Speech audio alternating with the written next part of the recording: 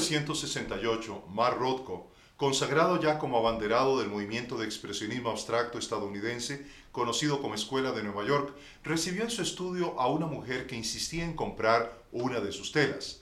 Rothko le señaló una enorme pintura de color azul oscuro y rectángulos negros flotando sobre un profundo campo de color bermellón.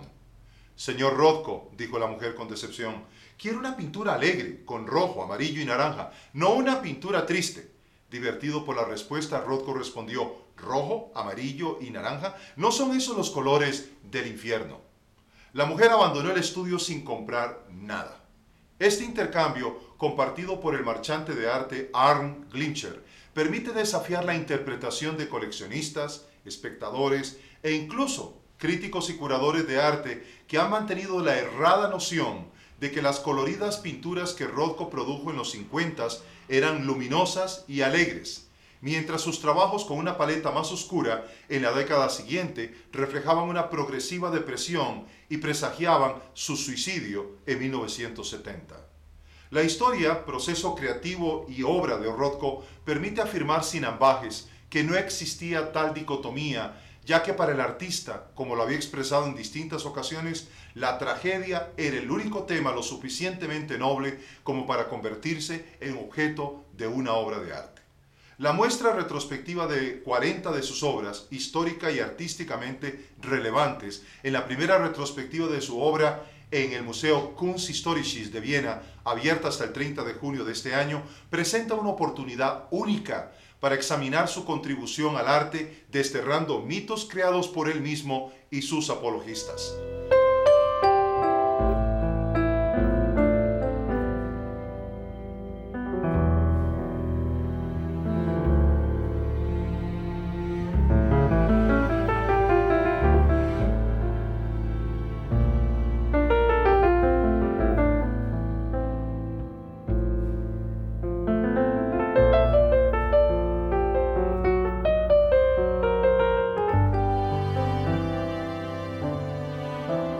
La experimentación de Mark Rothko con valores cromáticos oscuros en su paleta comenzó realmente en 1955, cuando intencionalmente incorporó colores óxidos, bermellón, carbón, azul, gris y negro. No fueron el resultado de su estado emocional influenciado por problemas de salud artísticos y afectivos. En abril de 1968 colapsó por un aneurisma provocado por la hipertensión. No obstante, Rothko era un fumador empedernido que bebía bastante y tenía una difícil relación marital. A pesar de todo esto, su obra en 1969, un año justo antes de morir, se caracterizaba por el uso de colores como el rosa y el crema, el celeste y el blanco y el negro. Al momento de su suicidio, la obra que dejó sin terminar consistía en sombras de resplandecientes rojos.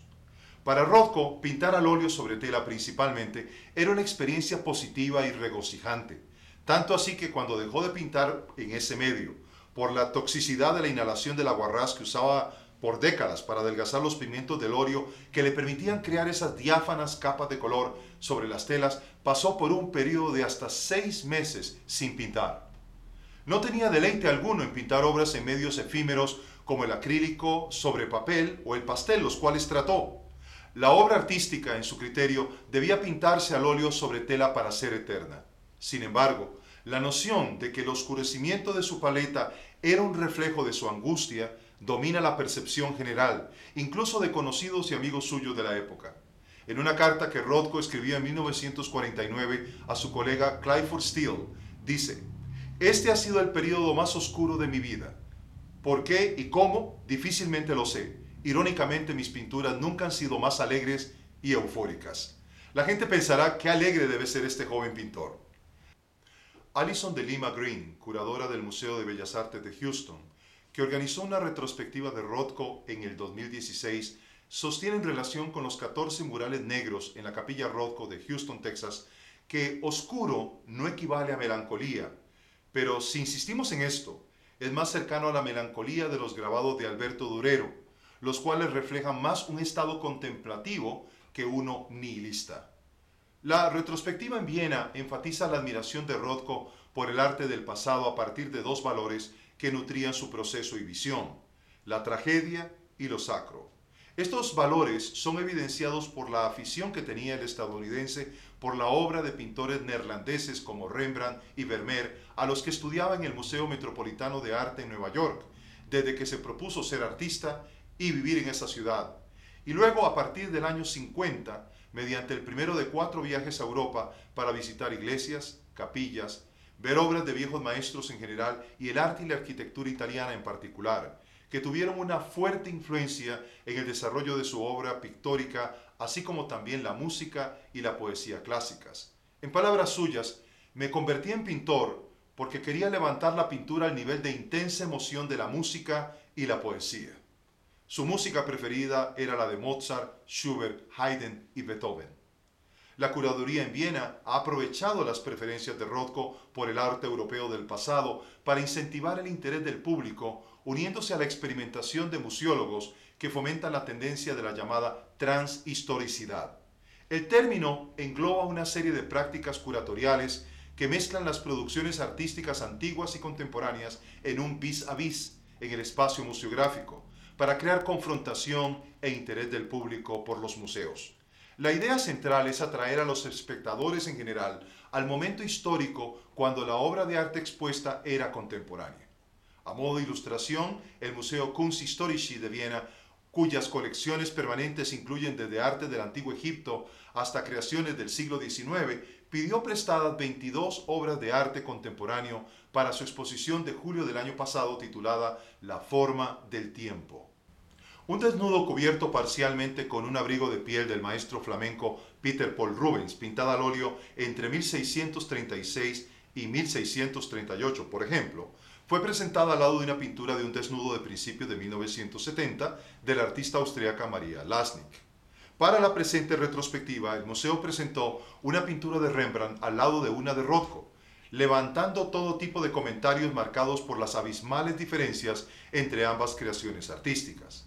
Este tipo de confrontaciones se volverán más frecuentes en el futuro, buscando ser interesantes y no siempre respetuosas, con el fin de conectar a través de barreras culturales y hasta geográficas a las nuevas generaciones de espectadores. Rothko, quien nació en Davinsk, parte del Imperio Ruso hoy conocida como Daugavpils, en la República de Latvia, en el seno de una familia judía que se vio forzada por razones económicas más que de persecución a migrar a los Estados Unidos en 1913. Se asentó con su familia en Portland, Oregon, donde sobresalió académicamente, lo que le permitió estudiar varios años en la Universidad de Yale, la que sin embargo abandonó sin concluir sus estudios. Finalmente se estableció en Nueva York en 1925, donde por un tiempo fue alumno de Max Weber en la Arts Students League. Tras esta breve inmersión, Rothko prefirió dejar las clases y se autoproclamó pintor autodidacta. Tuvo su primera exhibición individual en 1933 y formó parte de un grupo de vanguardia llamado Los 10, con el cual exhibía hasta que debido a la depresión económica debió abandonar el trabajo con ellos y trabajar para un programa gubernamental para ayudar a los artistas entre el año 36 y el 37. Al finalizar la guerra en 1945, empieza su asociación con otros artistas claves en el naciente movimiento de expresionismo abstracto estadounidense, al exponer con Jackson Pollock, Barnett Newman, Willem de Kooning y Clyfford Steele. El despegue de la carrera de Rothko, sin embargo, tiene lugar hasta 1949, cuando desarrolla el formato de composición por el cual es ampliamente conocido. Rectángulos de color de bordes difusos que flotan en el espacio de otra zona de color. A diferencia de sus colegas en el expresionismo abstracto, Rothko renuncia gradualmente a toda convención en pintura, como la línea, el color, el movimiento y finalmente las relaciones espaciales. La magnitud de su renuncia se extiende progresivamente a formatos cada vez mayores, donde provoca una impresionante solemnidad, como si estuviéramos ante rituales de una religión primitiva en lugar de una exitosa decoración ambiental. Pero como veremos adelante, no se trata de una propuesta esotérica o espiritual. La curaduría de la exhibición en el Kunsthistorische de Viena, a cargo de Jasper Sharp, subraya la influencia espacial específica de la librería laurenciana diseñada por Miguel Ángel para los Médicis, y los murales de Frangelico en las celdas del convento de San Marcos en Florencia, Italia, así como los templos griegos en Paestum y el bautisterio de Torcello en Italia. Es de tales fuentes de donde Rothko se nutre para sus propuestas pictóricas cada vez más monumentales y simplificadas, a base de planos que crean un ambiente que estimula la autorreceptividad en el observador.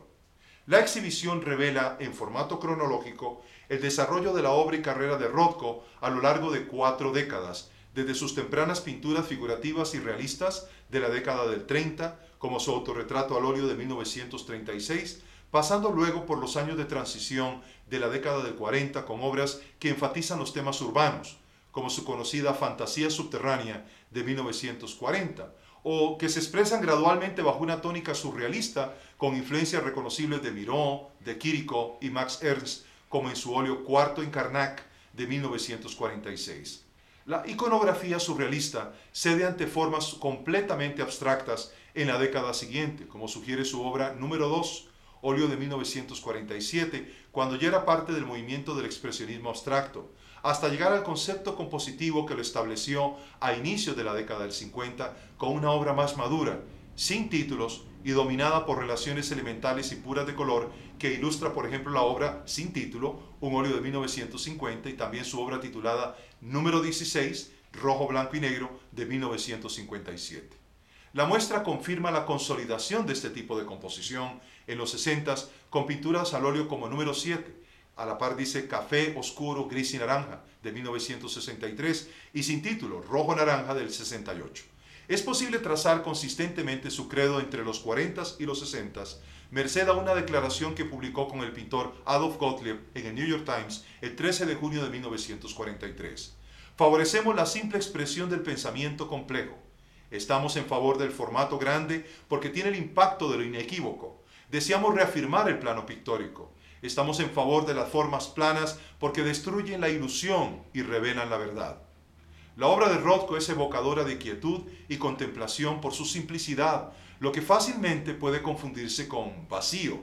Algunos han tratado de vincular el uso de recursos mínimos en sus composiciones de los 50s y 60s con algún tipo de postura espiritual oriental como el Zen. Pero eso está muy lejos de la realidad objetiva de su concepto y el propósito de su obra.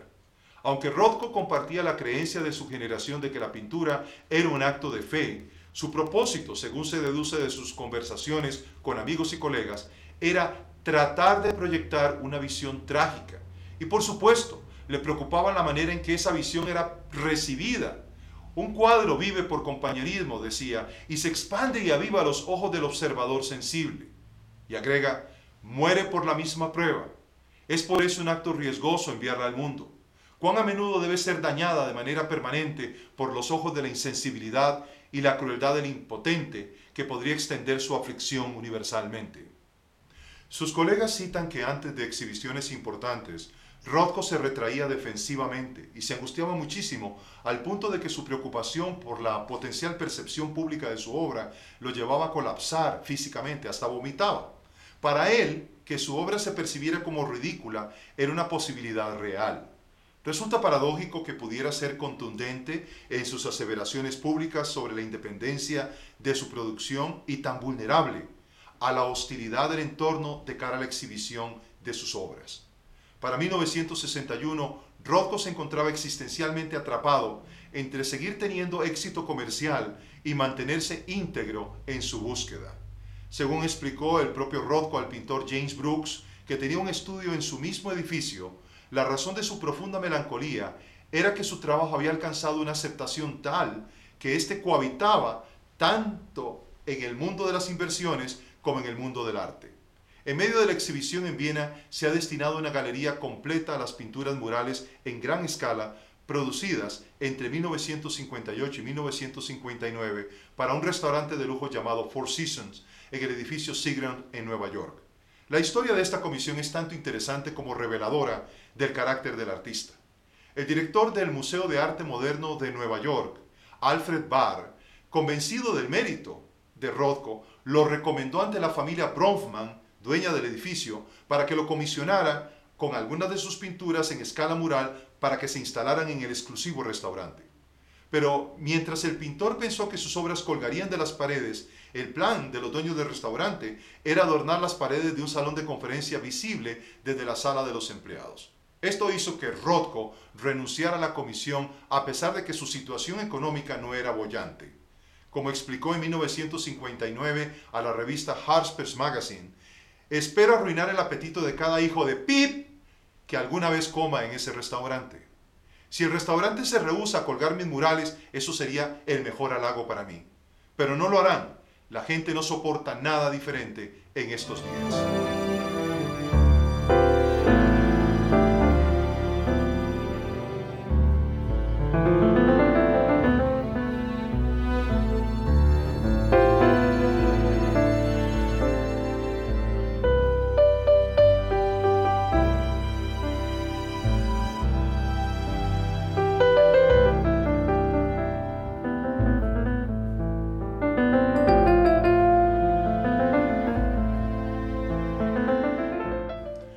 Finalmente, el Museo Kunsthistorisches dedica una última sala a las pinturas más conocidas de la última década de Rothko, que muestran la influencia técnica de viejos maestros como por ejemplo el color en capas a la manera de Tiziano y el desarrollo del sentido de luz interior similar al de Rembrandt. En ellas resulta manifiesto el sentido de lo trágico, mediado por su creciente minimalismo cromático, su imposibilidad de pintar en su medio de preferencia, el óleo, y sus temores justificados o no a las audiencias que temía lo encontraran ridículo. Su carrera, no obstante, concluyó súbitamente, sin definición clara. Los grandes artistas son aquellos que ensanchan, aclaran o intensifican nuestra experiencia a través de algún tipo de intercambio. Lo que ha hecho Rothko es ofrecer mediante su obra un estimulante ambiente para que el observador atento se sumerja en medio de su simplicidad compositiva en sus propios pensamientos y emociones. Ir más allá de eso, como pretenden sus apologistas, solo evidenciará en perspectiva las limitaciones de su obra y de su legado. Les habló Juan Carlos Flores desde el Kunsthistorisches Museum en Viena para Ars Criterium.